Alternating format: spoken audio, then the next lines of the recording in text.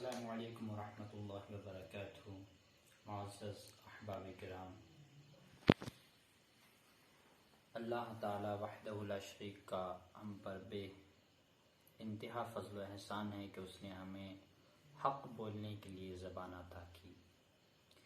اب اگر ہم زبان کو حق کے لیے استعمال نہ کریں تو میں سمجھتا ہوں کہ یہ زبان جو ہمارے منہ میں ہے اس کا کوئی فائدہ نہیں، اس کو کاٹ دینا چاہیے۔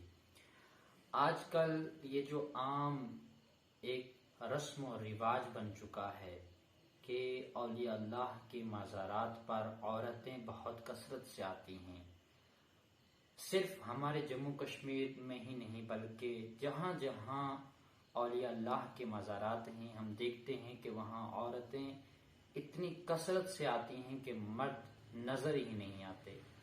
اور افسوس یہ ہے کہ بڑی بڑی درگاہوں پر عورتیں آتی ہیں مگر ان کو کوئی روکنے والا، کوئی منع کرنے والا نہیں ہے، جبکہ تمام مزارات الحمدللہ فرقہ حق، فرقہ ناجیہ اہل سنت والجماعت کے ماتحت ہیں۔ اب ہمیں یہ سوچنا چاہیے کہ کیا ہمارے مسلک میں، ہمارے دین میں عورتوں کا مزار پر جانا صحیح ہے یا نہیں۔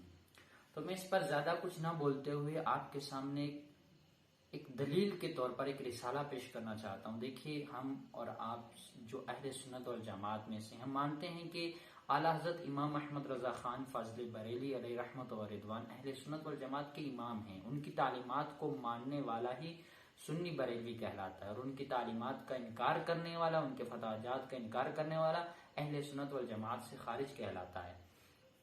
اب انہوں نے کیا کہا ہے؟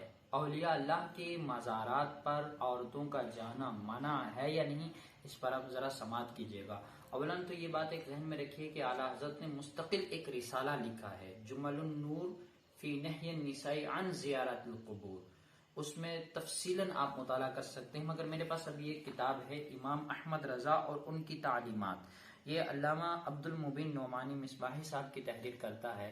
اس میں انہوں نے بہت ساری اہم باتوں کو درج کیا ہے۔ اس میں سے ایک ہیڈنگ پر یہ ہے کہ عورتوں کا مزارات پر جانا کیسا ہے۔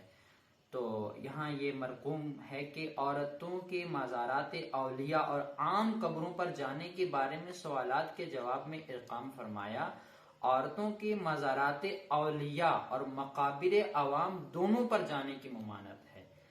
مقابر عوام مطلب عام لوگوں کی قبریں، دونوں پر ممانعت ہے۔ آگے فرمایا اصح یعنی زیادہ صحیح یہ ہے کہ عورتوں کو قبروں پر جانے کی اجازت نہیں۔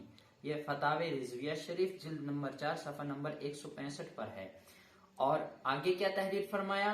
کہا غنیہ میں ہے یہ نہ پوچھو کہ عورتوں کا مزارات پر جانا جائز ہے یا نہیں، بلکہ یہ پوچھو کہ اس عورت پر کس قدر لعنت ہوتی ہے اللہ کی طرف سے اور کس قدر صاحب قبر کی جانب سے۔ جس وقت وہ گھر سے ارادہ کرتی ہے لعنت شروع ہو جاتی ہے، اور جب تک واپس آتی ہے ملائک لعنت کرتے رہتے ہیں، سوائے روزے انور کے کہ کسی مزار پر جانے کی اجازت نہیں۔ یعنی عورت صرف نبی پاک صلی اللہ علیہ وسلم کے روزے انور پر جا سکتی ہے، اس کے علاوہ کسی روزے پر نہیں جا سکتی۔ وہاں کی حاضری یعنی روزے انور صلی اللہ علیہ وسلم کی حاضری سنت جلیلہ عظیمہ قریب بواجبات ہے۔ اب آپ دیکھیے یہ اعلیٰ حضرت امام احمد رضا خان فاضل بریلوی کی تعلیمات ہیں، مگر آج اہل سنت والجماعت اس پر کہاں تک عمل کر رہے ہیں۔ ہم دور کو چھوڑیں، ہم جہاں رہنے والے ہیں مینڈر منکوٹی میں دیکھیں، چھجلا میں کیا ہو رہا ہے، عورتیں حضرت کس قدر جا رہی ہیں وہاں پر، اور کتنی بے حیائی وہاں پر ہوتی ہے۔ اس کے بعد آپ چھوٹے شاہ کا رخ کیجیے، وہاں عورتیں کتنی کثرت سے آتی ہیں۔ ان عورتوں کو کون منع کرے گا، ان عورتوں کو کون روکے گا، ان کو دین کی باتیں کون بتائے گا، ان کو کون سمجھائے گا کہ حضرت چھوٹے شاہ بادشاہ آپ سے خوش نہیں، آپ سے ناراض ہوتے ہیں۔ اللہ تعالیٰ جب آپ سے ناراض ہوتا ہے تو اولیاء اللہ تو آپ سے ناراض ہوں گے ہی۔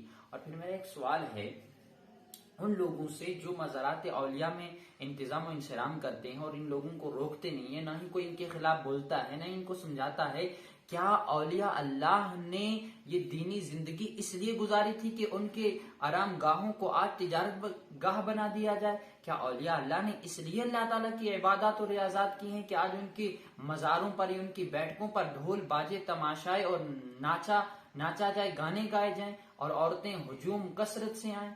ہرگز نہیں۔ وہ اللہ کے ولی تھے، ان کی صفت قرآن نے بیان کی، الذین آمنوا وکانوا یتقون، وہ تو ایمان والے تھے، تقوی والے تھے، اللہ کا خوف رکھتے تھے۔